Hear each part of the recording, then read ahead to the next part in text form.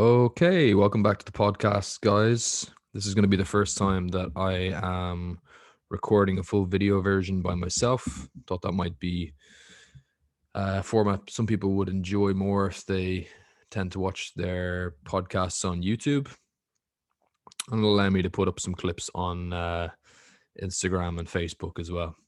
So the topic of today's podcast is surrounding the idea of clickbait and its use within the fitness industry specifically. I thought this would be an interesting topic to discuss because, um, obviously, as somebody who creates content myself, it's something that I sometimes think about. Will a certain video maybe get exposed to more people if I kind of use like a flashy looking thumbnail and a wacky sounding title? And, as somebody who likes to think of myself as a professional and try and keep some professional integrity in what I put up, it's something I tend to think about a bit. So it might also be interesting for you as somebody who probably follows different fitness and strength coaching personalities on whatever social media platforms. Do you enjoy it when they put up videos that are using clickbait, or do you find it annoying? And in today's podcast, I want to examine why it is clickbait is such a phenomenon in 2021. How did we get here? Why is it so effective? What are some examples of maybe good uses of clickbait versus ones that are poor? And what are some things we could do in the future to um, maybe limit its use or make its use a little bit less annoying. So the first thing that I want to discuss really is, what is clickbait? I think clickbait is one of those things that you kind of, what it is when you see it, but just to give it an idea of what we're talking about here, anytime that you go on to whatever social media platform where there is fitness content and you see something that is trying to essentially generate curiosity in you as the viewer to get you to click onto that video, I think that could really be considered clickbait. So usually clickbait is appealing to that sense of curiosity that we all have. It really is. It's generating that curiosity where you don't know what is going to be behind that click, but it's too tempting not to do it. And I think that's really the origins of clickbait. Obviously comes from the internet. One of the great things about the internet back in the early days was that there was a sense of independence from the mainstream media, somewhere you could go to get exposed to totally different ideas on things. People didn't have to have a huge amount of financial resources to be able to give their ideas a platform. And that was a great thing for the fitness industry. There was a lot of people putting up content on things like YouTube in the early days that actually got me really interested in doing this as a career. Guys like Elliot Hulse. I might stress the old version of Elliot Hulse. And a lot of the Elite FTS stuff that got put up. All of that really sparked my interest and wouldn't have been possible without the internet. And I think that advertisers and a lot of people who were in the mainstream really kind of scoffed at the internet for a long time, and didn't bother with looking at that as a means of ad revenue for a long time. And then as platforms like YouTube started actually outperforming mainstream TV channels, and you got things like Netflix starting to take over in terms of where people were going to watch their TV and whatnot. That's when advertisers started realizing that, okay, we can actually make some money off this. So the the prevailing model that we have nowadays is essentially a pay per click advertising model. So if somebody has their own website or they are a YouTuber, anything where you have to click onto their content, the main way that they're making money is that advertisers are paying them to put their ads either within a video, like in the case of YouTube now, or maybe if you're going onto a website, you might see little pop-up ads on the sidebar or whatever. So they're paying this content creator on the basis that um, they're going to generate eyeballs on whatever it is that they're advertising.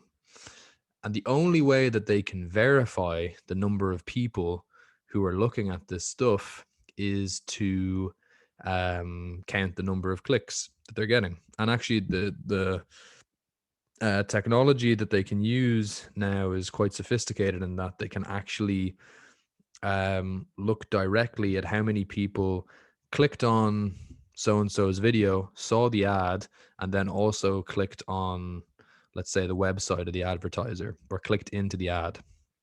So it's very easy for advertisers nowadays to see if an advertising campaign is actually working and making them money.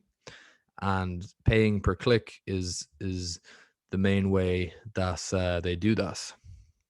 So obviously we can see that it's in the interest of the person who's getting paid by the advertisers to make you want to click on the video. And I think that's really the basis for clickbait. Um, Now, like to discuss whether or not clickbait is a good thing or a bad thing, I think that's where things get a lot more tricky. In my opinion, I think that the real litmus test for whether or not a piece of clickbait is good or bad is not so much to do with the thumbnail or the title. It's about, firstly, how reflective that is of the content within the video, um, and whether or not the content is actually high quality or useful to you. So I used to actually be quite against clickbait. I thought that it was stupid, kind of goofy looking. Um, and the more that I thought about it, I probably wouldn't have been exposed to a lot of very good information that I was grateful to have seen if there hadn't have been a clickbait title and image associated with it. And in that instance, I really didn't care about the fact that it used clickbait because it allowed me to be curious enough to click into it. And then I was happy that I did because there was useful information in there. So, if there's a video with a thumbnail and a title, where the title is like, top 5 bench secrets you must know, and the image is some jacked guy pushing like 180 kilos on the bench, you got the curiosity in your head. You're like, wow, he's so much bigger and stronger than me. I'm this beginner lifter that just wants to know how to get my bench press to go up. If you click into that and it's got some really solid information about, here's the most like efficient techniques you can use, teaches you how to pull your shoulder blades back, how to use a bit of an arch, how to tuck the elbows, tells you about the importance of eating food, um, tells you about the importance of, tracking your lifts over time and trying to progressively overload.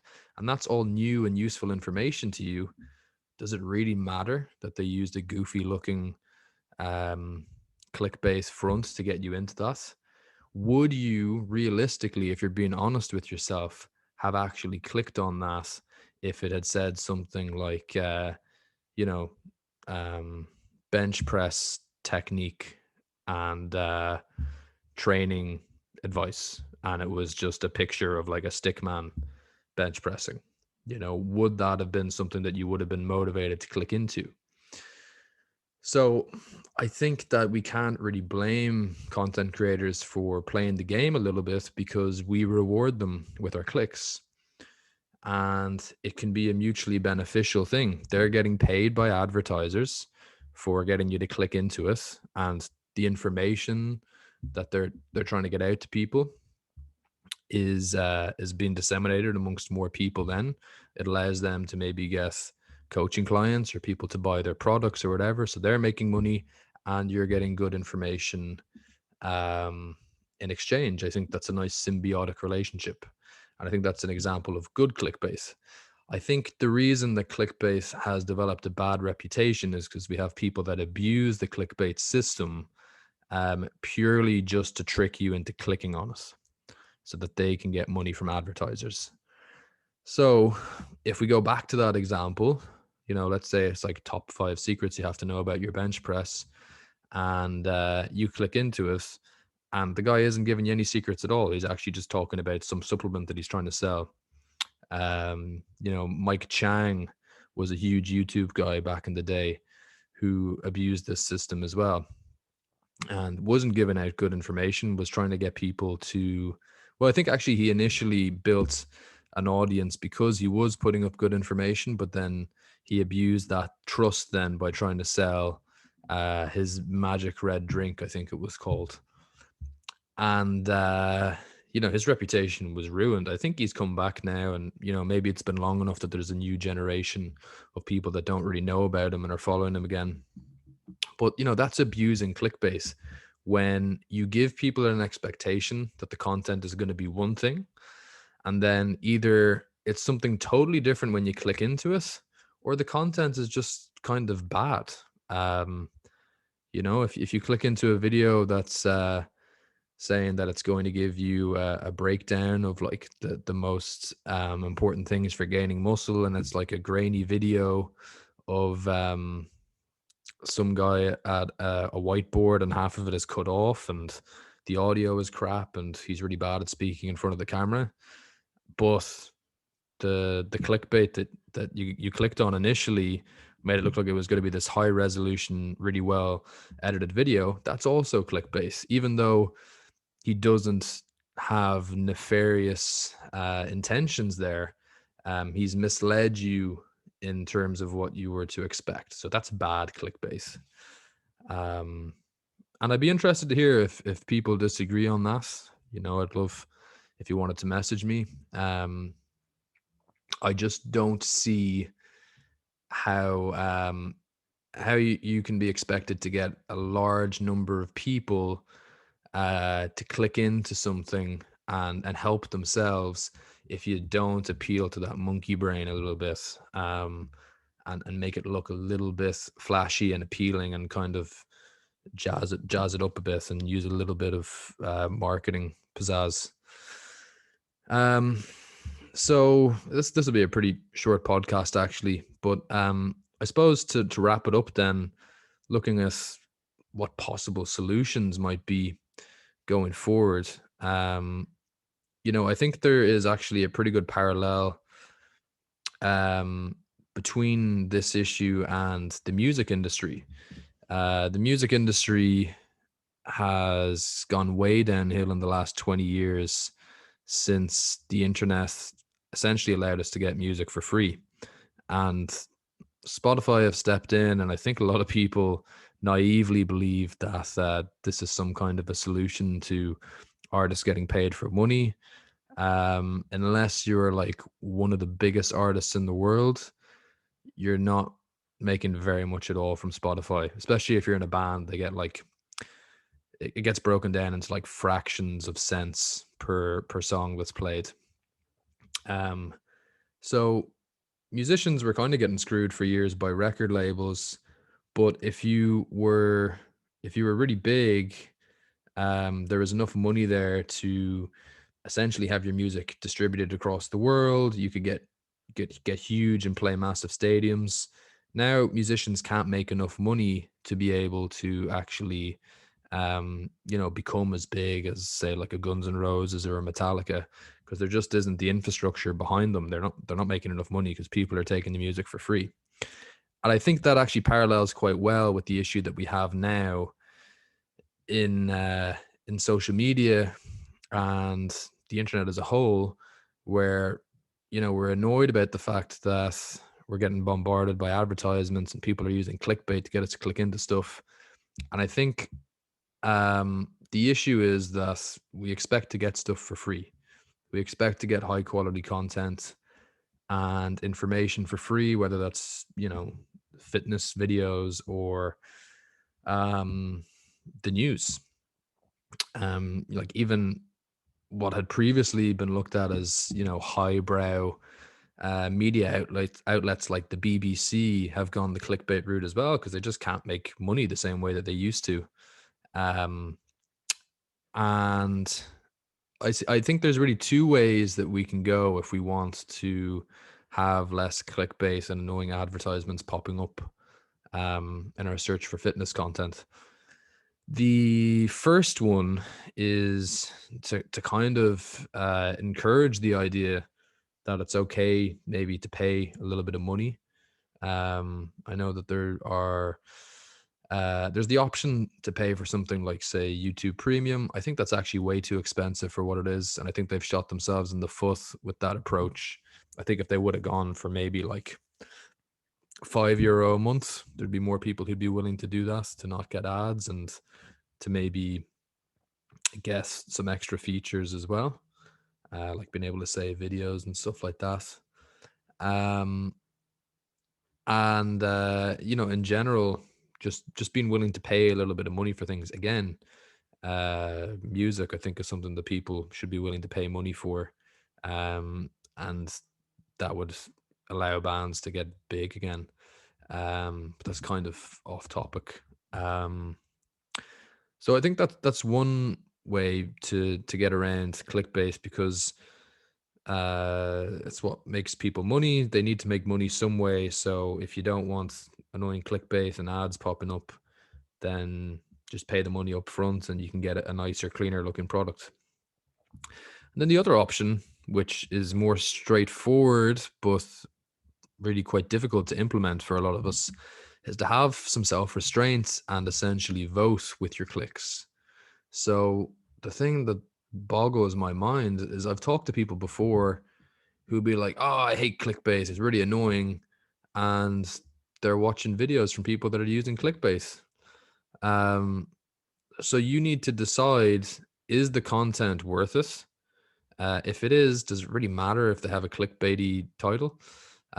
Maybe they're using that to get people who don't know about them yet to click in and become a fan of their stuff. Because in marketing, you have something that's called a core fan.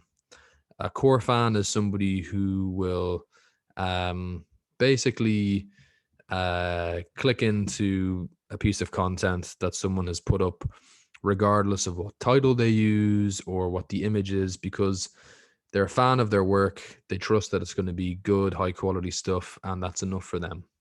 But that's not going to be enough for somebody that doesn't know about that person, and to them has dozens of people to choose where to get their information from. And those people sometimes need a nudge in the right direction by seeing a cool looking picture that generates a bit of curiosity and a title that generates more curiosity. And then they click in and it's like, oh, cool, this guy is good. I'm going to click on his videos in future. So I don't think you should punish people like that.